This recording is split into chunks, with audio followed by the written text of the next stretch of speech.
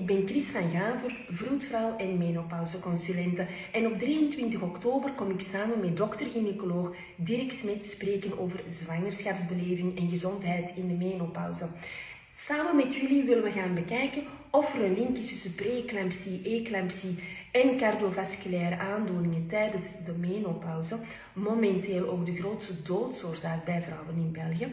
Of er een link is tussen het langdurig geven van borstvoeding en osteoporose en wat ook na zwangerschapsdiabetes. En we hopen dan ook dat we jullie kunnen triggeren en dat jullie net zoals dokter Smet en mezelf erin gaan geloven dat educatie en informatie aan onze huidige zwangerschapspopulatie de last van niet overdraagbare ziekten die een belangrijk gezondheidsprobleem vormen in de 21ste eeuw zal verminderen. We hopen jullie te kunnen ontmoeten op 23 oktober in Hasselt. Alvast tot dan.